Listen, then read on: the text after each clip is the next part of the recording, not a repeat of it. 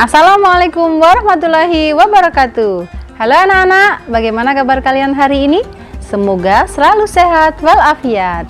Jumpa lagi dengan Ibu Dita Kodarianti. Kita akan belajar geografi. Jangan lupa klik tombol like dan subscribe supaya kalian bisa belajar video pembelajaran yang lain, serta nyalakan lonceng supaya kalian tidak ketinggalan update video pembelajaran Ibu Dita selanjutnya. Anak-anak, Ibu harap kalian menyimak video pembelajaran sampai selesai supaya kalian memahami apa yang Ibu sampaikan dan bisa mengerjakan tugas dengan baik. Pada pertemuan sebelumnya, kita sudah belajar tentang potensi dan persebaran barang tambang. Nah, pada pertemuan kali ini kita akan belajar tentang potensi dan pengelolaan sumber daya kelautan.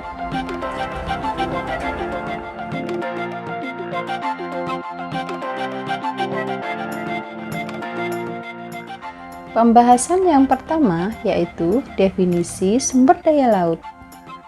Sumber daya laut merupakan sumber daya yang meliputi ruang lingkup yang luas yang mencakup kehidupan laut, baik flora dan fauna, mulai dari organisme mikroskopis hingga paus pembunuh dan habitat laut.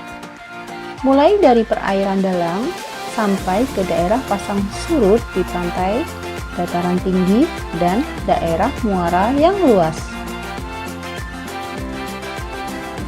Manfaat sumber daya laut. Laut merupakan salah satu sumber daya alam akuatik yang apabila dimanfaatkan dan dikelola secara maksimal tentu akan memberikan keuntungan dalam jumlah yang sangat besar. Manfaat laut bagi kepentingan manusia diantaranya adalah sebagai berikut. Sebagai tempat tersedianya rumput laut untuk bahan makanan, obat-obatan, dan bahan kosmetik. Yang kedua, tempat objek wisata bahari. Yang ketiga, sumber potensi hewani seperti udang, ikan laut, dan kerang. Yang keempat, sebagai media transportasi antar pulau. Pembahasan selanjutnya adalah potensi sumber daya laut di Indonesia. Luas laut Indonesia mencakup 2/3 dari luas wilayah Indonesia, yaitu sekitar 5,8 juta kilometer persegi. Potensi sumber daya kelautan diantaranya dibagi menjadi dua, yaitu sumber daya alam yang dapat diperbarui dan sumber daya alam yang tidak dapat diperbarui. Yang pertama, sumber daya alam yang dapat diperbarui. Sumber daya alam yang dapat diperbarui adalah semua sumber daya alam di laut yang tidak akan habis karena dapat diproduksi kembali dan jumlahnya yang sangat banyak. Di Indonesia, potensi perikanan laut tersebar merata seperti tuna atau cakalang, udang, lobster, pelagis, dan lainnya. Selain itu, juga terdapat rumput laut, terumbu karang, kerang, mutiara, dan sebagainya. Potensi jasa transportasi dan pariwisata juga menjadi peluang untuk dikembangkan. Selanjutnya, silahkan kalian perhatikan peta sebaran potensi perikanan di Indonesia. Berdasarkan peta di atas, dapat diketahui bahwa potensi perikanan dengan pemanfaatan perikanan perbandingannya sangat jauh, di mana masih banyak potensi yang belum dimanfaatkan. Hal ini dipengaruhi oleh berbagai faktor, seperti minimnya peralatan nelayan yang digunakan, masih menggunakan metode tradisional, dan lain-lain. Yang kedua adalah sumber daya alam yang tidak dapat diperbarui. Sumber daya alam yang tidak dapat diperbarui adalah sumber daya alam yang dapat habis atau punah jika terus-menerus digunakan. Karena proses pembuatan kembali memerlukan waktu yang lama, bahkan bisa berjuta-juta tahun.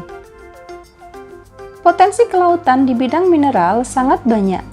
Bahkan, dari 70 cekungan minyak di Indonesia, 40 cekungan terdapat di laut. Contohnya adalah minyak bumi.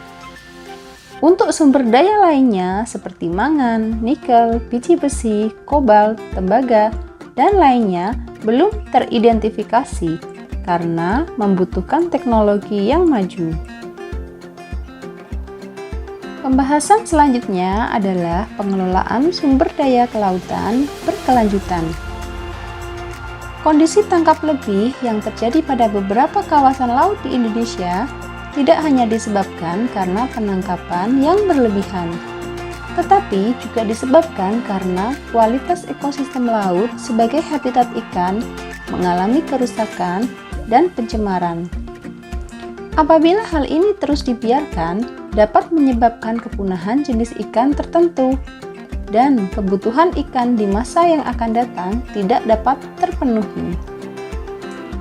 Untuk mengatasi permasalahan tersebut, perlu adanya pengelolaan sumber daya kelautan yang berkelanjutan dan lestari tanpa mengurangi kebutuhan saat ini dan masa depan dengan tetap memperhatikan kondisi lingkungan. Upaya pengelolaan sumber daya kelautan berkelanjutan. Yang pertama, penataan sistem perikanan.